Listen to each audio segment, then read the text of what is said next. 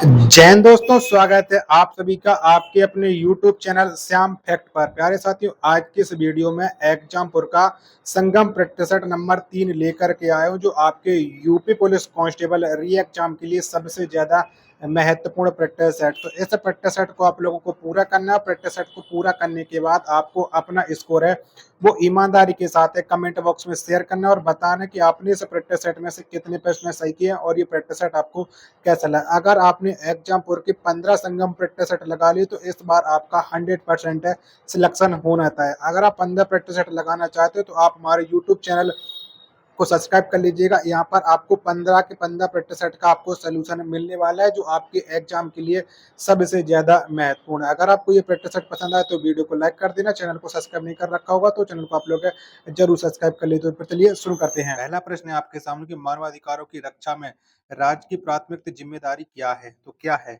तो ये जिम्मेदारी है मानवाधिकारों को उल्लंघन से बचाना। एक का राइट आंसर हो जाएगा ऑप्शन संख्या सी। दूसरा प्रश्न है आपके सामने, अंतर्राष्ट्रीय महिला दिवस मनाया जाता है, तो बताओ कब मनाते हैं। तो अंतर्राष्ट्रीय महिला दिवस ये प्रत्येक वर्ष 8 मार्च को मनाया जाता है। दो का ऑप्शन संख्या ए इस प्रश्न का राइट आंसर है हो जाएगा। तीसरा प्रश्न है आपके सामने कि बेकिंग पाउडर में बेकिंग के लिए किस रसायन का उपयोग किया जाता है। तो कौन से रसायन का उपयोग करते हैं, तो ये करते हैं सोडियम बाई कार्बोनेट का। तीन का ए ऑप्शन है वो करेक्ट आंसर आप लोगों का हो जाएगा। चौथा प्रश्न है आपके सामने, क्लासिक उपन्यास द गाइड किसने लिखा है। तो बताइए किसके द्वारा लिखा गया है। तो क्लासिक उपन्यास द गाइड ये लिखा है आर के नारायण ने। चार का ए ऑप्शन है वो करेक्ट आंसर आप लोगों का हो जाएगा। पांचवा प्रश्न है कि निम्नलिखित में से किस आर्थिक प्रणाली की विशेषता संसाधनों और उद्योगों के निजी स्वामित्व से है। तो इसका राइट आंसर क्या हो जाए, तो ये हो जाएगा पूंजीवाद से। पांच का ए ऑप्शन करेक्ट आंसर हो जाएगा। छठवां प्रश्न है आप सभी लोगों के सामने कि निम्नलिखित में से किस कंपनी का मुख्यालय बेंगलुरु कर्नाटक में स्थित है। तो किसका मुख्यालय, तो इन्फोसिस का मुख्यालय है। तो छह का ए ऑप्शन है वो आप सभी लोगों का ये करेक्ट आंसर आप लोगों का हो जाएगा। चलिएगा, सातवां प्रश्न है आपके सामने कि उत्तर प्रदेश पुलिस के विशेष कार्य बल का नाम क्या है। तो बताओ क्या है, ये आपको बताना है फटाफट से। इस प्रश्न का राइट आंसर क्या हो जाएगा। तो इस प्रश्न का जो राइट आंसर हो जाएगा वो हो जाएगा आपका विशेष कार्य बल एसटीएफ। सात का ए ऑप्शन करेक्ट आंसर हो जाएगा। आठवां प्रश्न है आपके सामने कि हिंदू नववर्ष की शुरुआत में प्रतीक के रूप में कौन सा त्योहार मनाया जाता है। तो कौन सा त्योहार मनाता है, तो इसके प्रतीक के रूप में मनाया जाता है गुड़ी पड़वा त्योहार। आठ का बी ऑप्शन करेक्ट आंसर हो जाएगा। नौवां प्रश्न है आपके सामने कि वित्त आयोग का उद्देश्य क्या है। तो क्या है, तो वित्त आयोग का उद्देश्य होता है केंद्र और राज्यों के बीच करों का वितरण करना। बी ऑप्शन करेक्ट आंसर हो जाएगा। दसवां प्रश्न है आपके सामने कि निम्नलिखित में से कौन बौद्ध धर्म के चार आर्य सत्यों में से एक नहीं है। तो बताओ इनमें से कौन सा नहीं है, ये आपको बताना है। तो दुख के निर्माण का सत्य ये बिल्कुल नहीं है। 10 का डी ऑप्शन है करेक्ट आंसर आप लोगों का हो जाएगा। 11वां प्रश्न है आपके सामने कि हिंदू धर्म में सबसे पवित्र नदी कौन सी मानी जाती है। तो गंगा नदी सबसे पवित्र मानी जाती है। 11 का ए ऑप्शन है वो करेक्ट आंसर आप हो जाएगा। वीडियो पसंद आए तो वीडियो को आप लोग लाइक कर देना और 15 प्रैक्टिस सेट अगर आपको पूरे करने हैं तो आप चैनल को सब्सक्राइब कर लीजिएगा। आपको 15 प्रैक्टिस सेट आपको कराने वाला हूँ। 12वां प्रश्न है आपके सामने, कौन सी फसल ऋतु की विशेषता यह है कि इसकी बुवाई जून और जुलाई में की जाती है। बताओ किसकी बुवाई होती है, तो खरीफ ऋतु की होती है। 12 का ए ऑप्शन है करेक्ट आंसर आप लोगों का हो जाएगा। 13वां प्रश्न है आपके सामने कि निम्नलिखित में से स्वर्णिम चतुर्भुज का पूर्व पश्चिम गलियारा किस केंद्र को जोड़ता है। बताओ किसे किसे जोड़ता है पूर्व पश्चिम गलियारा। 13 का आंसर आपको बताना, तो ये सिलचर और पोरबंदर को जोड़ता है। 13 का बी ऑप्शन है वो करेक्ट आंसर आप लोगों का हो जाएगा। 14वां प्रश्न है आपके सामने कि वर्ष 1924 में भारतीय राष्ट्रीय कांग्रेस की बेलगाम अधिवेशन की अध्यक्षता किसने की थी। बताइए अध्यक्षता किसके द्वारा की गई थी, तो यह अध्यक्षता की थी महात्मा गांधी ने। 14 का बी ऑप्शन है वो आपका इसका राइट आंसर हो जाएगा। 15वां प्रश्न है आपके सामने कि विश्व विरासत दिवस किस तिथि को मनाया जाता है। तो कब मनाते हैं, तो विश्व विरासत दिवस ये प्रत्येक वर्ष 18 अप्रैल को मनाया जाता है। ए ऑप्शन है वो आप लोगों का करेक्ट आंसर हो जाएगा। 16वां प्रश्न है आपके सामने कि राजकीय संग्रहालय झांसी की स्थापना किस वर्ष की गई थी। तो कब हुई थी, तो ये स्थापना हुई थी 1977-78 में। 16 का बी ऑप्शन है वो करेक्ट आंसर आप लोगों का हो जाएगा। 17वां प्रश्न है आपके सामने कि वित्तीय वर्ष 2024-25 में उत्तर प्रदेश सरकार ने कुल कितने व्यय का लक्ष्य रखा है। तो कितने व्यय का लक्ष्य रखा है, ये आपको बताना है। तो उत्तर प्रदेश सरकार ने जो व्यय का लक्ष्य रखा है वो रखा है 6.95 लाख करोड़ 17 का सी ऑप्शन है वो राइट आंसर हो जाएगा। 18वां प्रश्न है आपके सामने कि जनगणना 2011 के अनुसार उत्तर प्रदेश का औसत लिंगानुपात कितना है? तो ये है 912 है। 18 का ए ऑप्शन है करेक्ट आंसर आप लोगों का हो जाएगा। 19वां प्रश्न है आपके सामने कि बाल श्रम निषेध दिवस 2024 की थीम है, तो क्या है? तो 2024 की जो थीम थी वो थी आइए अपनी प्रतिबद्धताओं पर काम करें, बाल श्रम को समाप्त करें। 19 का ए ऑप्शन है वो आप सभी लोगों का एकदम करेक्ट आंसर हो जाएगा। चलिएगा अगला प्रश्न आ जाता है प्रश्न संख्या 20 है आपके सामने कि भारत का प्रथम मानव अंतरिक्ष मिशन गगनयान किस वर्ष लॉन्च किया गया? कब लॉन्च हुआ था गगनयान? तो ये 2025 में लॉन्च किया जाएगा गगनयान। 20 का डी ऑप्शन करेक्ट आंसर हो जाएगा। 21वां प्रश्न है आपके सामने कि अभ्यास पिच ब्लैक 2024 किस देश में किस देश ने मेजबानी की? ये आपको बताना है पिच ब्लैक 2024 की। तो इसकी जो मेजबानी की थी वो की थी ऑस्ट्रेलिया ने। 21 का डी ऑप्शन है वो आप लोगों का करेक्ट आंसर हो जाएगा। 22वां प्रश्न है आपके सामने उत्तर प्रदेश में विधानसभा का गठन किस वर्ष किया गया था? ये आपको बताना है। तो उत्तर प्रदेश में जो विधानसभा का गठन किया गया था वो किया गया था 1952 में। ए ऑप्शन है वो आप लोगों का करेक्ट आंसर हो जाएगा। 23वां प्रश्न है आपके सामने कि रेल कौशल विकास योजना 2024 के अंतर्गत कितने युवाओं को प्रशिक्षित करने का लक्ष्य रखा गया? तो ये रखा गया 50,000 युवाओं को प्रशिक्षित करने का लक्ष्य। 23 का बी ऑप्शन है करेक्ट आंसर हो जाएगा। 24वां प्रश्न है आपके सामने कि मुख्यमंत्री माझी लाडली बहन योजना किस राज्य ने प्रारंभ की? तो ये किस राज्य के द्वारा प्रारंभ की गई थी? तो ये योजना प्रारंभ की गई थी महाराष्ट्र राज्य के द्वारा। 24 का सी ऑप्शन है वो करेक्ट आंसर आप लोगों का हो जाएगा। 25वां प्रश्न है आपके सामने कि निम्नलिखित में से सुपर 750 बीडब्ल्यूएफ फ्रेंच ओपन 2024 पुरुष युगल बैडमिंटन का खिताब किसने जीता? तो ये खिताब किसके द्वारा जीता गया है? तो ये खिताब जीता है सात्विक साईराज रंकी रेड्डी और चिराग शेट्टी ने। सी ऑप्शन है वो 25 का करेक्ट आंसर हो जाएगा। 26वां प्रश्न है आपके सामने कि एशियाई स्क्वैश डबल चैंपियनशिप 4 से 7 जुलाई 2024 किस देश में आयोजित किया गया है? तो ये कहाँ पर आयोजित किया गया है? तो ये आयोजित किया गया मलेशिया में। 26 का बी ऑप्शन है वो करेक्ट आंसर आप लोगों का हो जाएगा। चलिएगा 27वां प्रश्न है आपके सामने कि वर्ष 2024 का सर्वश्रेष्ठ कृषि किस राज्य को चुना गया है? तो ये चुना गया है आपका महाराष्ट्र राज्य को। 27 का बी ऑप्शन है वो करेक्ट आंसर आप लोगों का हो जाएगा। 28वां प्रश्न है आपके सामने कि फ्रांस का सर्वोच्च नागरिक सम्मान 2024 में किस भारतीय को दिया गया है? तो ये किस भारतीय को दिया गया है ये आपको बताना है। तो ये दिया गया रोशनी नदार को। 28 का सी ऑप्शन है वो आपका करेक्ट आंसर आप लोगों का हो जाएगा। वीडियो पसंद आ रही होगी तो प्लीज वीडियो को आप लोग लाइक कर दीजिएगा। चैनल को आप लोगों ने सब्सक्राइब नहीं कर रखा होगा तो चैनल को आप लोग जरूर सब्सक्राइब कर लीजिएगा। 29वां प्रश्न है आपके सामने कि जनरेटिव एआई इनोवेशन में भारत का स्थान है, तो कौन सा स्थान है? तो भारत का स्थान है 5वां। 29 का डी ऑप्शन है करेक्ट आंसर हो जाएगा। 30वां प्रश्न है आपके सामने कि अक्टूबर 2024 में 28वां मालाबार नौसैनिक युद्ध अभ्यास की मेजबानी कौन सा देश करेगा? बताओ इसकी मेजबानी कौन से देश के द्वारा की जाएगी? तो ये की जाएगी ऑस्ट्रेलिया के द्वारा। 30 का डी ऑप्शन है वो करेक्ट आंसर आप लोगों का हो जाएगा। 31वां प्रश्न है आपके सामने कि टाटा पावर ने किस राज्य में घर घर सोलर पहल प्रारंभ की? तो ये कौन से राज्य में की है? तो ये प्रारंभ की है उत्तर प्रदेश में। बी ऑप्शन है वो करेक्ट आंसर आप लोगों का हो जाएगा 31 का। 32 का प्रश्न है आपके सामने कि हाथरस भगदड़ की जांच के लिए न्यायिक आयोग का गठन किया गया। इस आयोग के अध्यक्ष कौन है? तो कौन थे इस आयोग के अध्यक्ष? तो ये थे न्यायमूर्ति ब्रजेश कुमार श्रीवास्तव। 32 का ए ऑप्शन है वो राइट आंसर है हो जाएगा। 33वां प्रश्न है आपके सामने कि पेरिस ओलंपिक 2024 के उद्घाटन समारोह में भारत के ध्वजवाहक कौन होंगे? तो कौन होंगे? तो इसके जो ध्वजवाहक होंगे वो होंगे पीवी सिंधु और शरत कमल। बी ऑप्शन है वो करेक्ट आंसर आप लोगों का हो जाएगा। चलिएगा अगला प्रश्न है आपके सामने प्रश्न संख्या है 34 कि भारतीय क्रिकेट पुरुष टीम के नए कोच कौन बने हैं? कौन बने? तो ये बने हैं गौतम गंभीर। 34 का ए ऑप्शन है वो करेक्ट आंसर आप लोगों का हो जाएगा।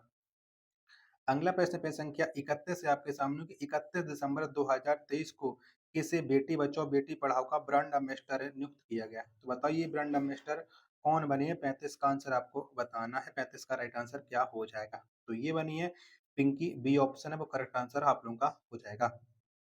36वां प्रश्न है आपके सामने कि 26 जनवरी 2024 को 75वें गणतंत्र दिवस के अवसर पर मुख्य अतिथि किस देश के राष्ट्रपति थे? तो ये कौन से देश के राष्ट्रपति थे? तो ये थे फ्रांस के राष्ट्रपति। 36 का ए ऑप्शन है वो करेक्ट आंसर हो जाएगा। 37वां प्रश्न है आपके सामने कि निम्नलिखित में से किस राज्य सरकार ने स्वयं योजना प्रारंभ की है? तो कौन सी राज्य सरकार के द्वारा ये प्रारंभ की गई? तो ये की गई है उड़ीसा के द्वारा। 37 का डी ऑप्शन है करेक्ट आंसर आप लोगों का हो जाएगा। 38वां प्रश्न है आपके सामने कि निम्नलिखित में से सक्षम ऐप किसके द्वारा लॉन्च किया गया है? तो किसने ये सक्षम ऐप को लॉन्च किया है? तो ये लॉन्च किया है चुनाव आयोग ने। 38 का सी ऑप्शन है वो राइट आंसर हो जाएगा। तो जीके जीएस के 38 प्रश्न थे वो समाप्त हो चुके हैं। अब आपके सामने हिंदी के 37 प्रश्न मैं आपको कराने वाला हूँ। वीडियो पसंद आ रही है तो प्लीज वीडियो को आप लोग लाइक कर देना। चैनल को सब्सक्राइब नहीं कर रखा होगा तो चैनल को आप लोग जरूर सब्सक्राइब कर लीजिएगा। 39वां प्रश्न है आपके सामने कि इनमें से किस छंद में प्रथम व अंतिम शब्द समान होता है? तो ये अंतिम शब्द जो समान होता है वो कुंडलिया में होता है। 39 का बी ऑप्शन है वो राइट आंसर हो जाएगा। 40वां प्रश्न है आपके सामने पूर्ण अकर्मक के कितने भेद हैं? तो पूर्ण अकर्मक के जो भेद होते हैं वो होते हैं 2। ए ऑप्शन है वो करेक्ट आंसर हो जाएगा। 41वां प्रश्न है आपके सामने कि इनमें से कौन सा शब्द भाववाचक संज्ञा नहीं है? तो कौन सा नहीं है ये आपको बताना है। तो सोना ये भाववाचक संज्ञा नहीं है। 41 का सी ऑप्शन है वो राइट आंसर हो जाएगा। 42वां प्रश्न है आपके सामने कर जाते हो व्यथा भार लघु बार बार कर कंज बढ़कर पंक्ति में कौन सा अलंकार है? 42 का आंसर आपको बताना है। तो इसमें जो अलंकार है वो है रूपक अलंकार। ए ऑप्शन है वो इसका एकदम से राइट आंसर हो जाएगा। 43वां प्रश्न है आपके सामने कि संभवतः वह लिखता हो इस वाक्य में कौन सा काल है? तो कौन सा काल है? तो इसमें है संभव वर्तमान काल है। 43 का डी ऑप्शन है वो राइट आंसर है हो जाएगा। 44वां प्रश्न है आपके सामने कि जटिल का विलोम होगा, बताओ कौन सा हो जाएगा? तो जटिल का जो विलोम शब्द हो जाएगा वो हो जाएगा सरल। सी ऑप्शन है वो इसका एकदम से करेक्ट आंसर आप लोगों का हो जाएगा। चलिएगा अगला प्रश्न है अब आपके सामने फिर संख्या है 45। थोक का पर्यायवाची है तो बताओ कौन सा है थोक का पर्यायवाची? तो ये है परायिक है थोक का पर्यायवाची। 45 का डी ऑप्शन है राइट आंसर हो जाएगा। 46वां प्रश्न है आपके सामने कि निम्नलिखित में द्वंद्व समास बताइएगा। तो बताओ इनमें से किसमें द्वंद्व समास है? तो पाप पुण्य है इसमें द्वंद्व समास हो जाएगा। डी ऑप्शन इसका एकदम से करेक्ट आंसर आप लोगों का हो जाएगा। 47वां प्रश्न है आपके सामने कि दिए गए शब्द युग्म के सही अर्थ भेद का चयन कीजिएगा। अमित और अमित इसका सही अर्थ क्या हो जाएगा? तो अमित का जो सही अर्थ होता है वो होता है बहुत और अमित का अर्थ होता है शत्रु। 47 का बी ऑप्शन है वो राइट आंसर हो जाएगा। 48वां प्रश्न है आपके सामने कि निम्नलिखित की सही वर्तनी होगी। तो बताओ अनुसांगिक ये सही वर्तनी कौन सी हो जाएगी? तो ये सही वर्तनी है ऑप्शन संख्या ए। 48 का ए है वो राइट आंसर हो जाएगा। 49वां प्रश्न है आपके सामने कि वीरों का कैसा हो बसंत में किस रस की सृष्टि हुई है? तो बताओ इसमें कौन सा रस है? तो वीरों का कैसा हो बसंत इसमें वीर रस। 49 का ए ऑप्शन है वो राइट आंसर हो जाएगा। 50वां प्रश्न है आपके सामने कि साधारण वाक्य के अंत में किस विराम चिन्ह का प्रयोग होता है? तो बताओ कौन सा विराम चिन्ह का प्रयोग किया जाता है? तो यहाँ पर होता है पूर्ण विराम चिन्ह का प्रयोग। 50 का ए ऑप्शन है वो राइट आंसर हो जाएगा। 51वां प्रश्न है आपके सामने कि नीचे दिए गए विकल्पों में से तद्भव शब्द का चयन कीजिएगा। तो यहाँ पर कौन सा तद्भव शब्द है? तो मोय ये तद्भव शब्द बाकी के सभी तत्सम शब्द हैं। 51 का बी ऑप्शन है वो राइट आंसर हो जाएगा। 52वां प्रश्न है आपके सामने कि दिए गए शब्द युग्म के सही अर्थ भेद का चयन कीजिएगा। कोड़ी कौड़ी बताओ इसका क्या होता है? तो कोड़ी का अर्थ होता है 20 और कौड़ी का अर्थ होता है घोंगा आदि का कार्य। यानी 52 का जो राइट आंसर होगा वो ऑप्शन संख्या बी हो जाएगा। 53वां प्रश्न है आपके सामने कट जाना मुहावरे का अर्थ क्या होता है? तो कट जाना मुहावरे का अर्थ होता है आंखें चुराना। डी ऑप्शन राइट आंसर हो जाएगा। 54वां प्रश्न है आपके सामने कोई और कुछ का प्रयोग इनमें से किस सर्वनाम में किया जाता है? कौन सर्वनाम करते हैं? तो ये करते हैं अनिश्चयवाचक सर्वनाम में। 54 का सी ऑप्शन है वो राइट आंसर आप लोगों का हो जाएगा। 55वां प्रश्न है आपके सामने कवि शब्द किस शब्द का एक वचन है? तो कवि जो शब्द है ये जो एक वचन है वो है आपका कवि वृंद का। 55 का ए ऑप्शन है राइट आंसर हो जाएगा। 56वां प्रश्न है आपके सामने कि निम्नलिखित में से कौन सा अज्ञार्थक वाक्य है? तो बताओ कौन सा अज्ञार्थक वाक्य है? तो ये है अभिषेक पुस्तक लाओ। 56 का बी ऑप्शन है वो राइट आंसर हो जाएगा। ये एक अज्ञार्थक वाक्य है। 57वां प्रश्न आपके सामने कि पुस्तक पढ़ी जाती है में कौन सा वाच्य है? बताओ इसमें कौन सा वाच्य है? तो इसमें जो वाच्य है वो है आपका कर्म वाच्य। 57 का बी ऑप्शन राइट आंसर हो जाएगा। 58वां प्रश्न है आपके सामने कि से विभक्ति निम्न में से किस कारक के लिए प्रयुक्त होती है? तो किसके लिए ये से विभक्ति प्रयोग होती है? तो कर्ता ने कर्म को करण से। तो 58 का राइट आंसर हो जाएगा ऑप्शन संख्या सी इसका एकदम से राइट आंसर हो जाएगा। वीडियो पसंद आ रही तो प्लीज आप लोग वीडियो को लाइक कर देना। चैनल को आप लोगों ने अभी तक सब्सक्राइब नहीं कर रखा होगा तो चैनल को आप लोग जरूर सब्सक्राइब कर लीजिएगा। संगम प्रत्यय सेट आपको 15 के 15 कराने वाला हूँ। 59वां प्रश्न है आपके सामने कि प्रस्तुत प्रश्न में अनेकार्थी शब्द दिया गया है। एक अर्थ शब्द के साथ ही लिखा गया है, दूसरा अर्थ बताइए। तो द्रोण कौवा, इसका दूसरा अर्थ क्या होता है ये आपको बताना। तो इसका जो दूसरा अर्थ होता है वो होता है धारा। 59 का डी ऑप्शन राइट आंसर हो जाएगा। 60वां प्रश्न है आपके सामने कि इनमें स्त्रीलिंग शब्द कौन सा है, तो कौन सा है, तो भूमिका ये एक स्त्रीलिंग शब्द हो जाएगा। 60 का बी ऑप्शन इसका एकदम राइट आंसर हो जाएगा। 61वां प्रश्न है आपके सामने कि 25 रुपए दीजिएगा विशेषण पहचान है, तो बताओ इसमें कौन सा विशेषण है 25 रुपए में, तो ये है निश्चित संख्यावाचक विशेषण। 61 का सी ऑप्शन है राइट आंसर हो जाएगा। 62वां प्रश्न है आपके सामने कि यारा लावा किस प्रकार के व्यंजन है, तो यारा लावा ये एक अंतःस्थ व्यंजन है। 62 का बी ऑप्शन राइट आंसर है हो जाएगा। 63वां प्रश्न है आपके सामने कि ब्रज हिंदी की किस उपभाषा के अंतर्गत आता है, तो ये ब्रज हिंदी है, ये पश्चिमी हिंदी के अंतर्गत आता है। 63 का सी ऑप्शन है वो राइट आंसर हो जाएगा। 64वां प्रश्न है आपके सामने कि इनमें से कौन सा वाक्य संदेहवाचक है, बताओ कौन सा है, तो शायद सुरेंद्र इगतपुरी में रहता है, ये संदेहवाचक वाक्य 64 का सी ऑप्शन है वो इसका एकदम से करेक्ट आंसर हो जाएगा। 65वां प्रश्न है आपके सामने कि बसंत पराग चैत्र मास ऋतु शराब आदि को समझने वाला शब्द है, तो इसको समझने वाला शब्द क्या है, 65 का राइट आंसर तो ये है मधु। 65 का डी ऑप्शन है वो करेक्ट आंसर हो जाएगा। चलिएगा अगला प्रश्न पे संख्या 67 है आपके सामने कि स्वच्छ शब्द का पर्यायवाची शब्द बताइएगा, मतलब इनमें स्वच्छ का पर्यायवाची कौन सा हो जाएगा, तो ये हो जाएगा निर्मल। 67 का डी ऑप्शन है वो इसका एकदम से करेक्ट आंसर हो जाएगा। 68वां प्रश्न है आपके सामने कि मध्यक किस संधि का उदाहरण है, तो मध्यक ये वृद्धि संधि का उदाहरण है। 68 का सी ऑप्शन है वो राइट आंसर हो जाएगा। 69वां प्रश्न है आपके सामने कितनी नावों में कितनी बार के रचनाकार कौन है, तो इसके जो रचनाकार हैं वो हैं आगे। 69 का ए ऑप्शन है वो राइट आंसर हो जाएगा। 70वां प्रश्न है आपके सामने कि बात बोलेगी के रचनाकार कौन है, तो बात बोलेगी इसके जो रचनाकार है वो है शमशेर बहादुर सिंह। 70 का ए ऑप्शन है वो राइट आंसर हो जाएगा।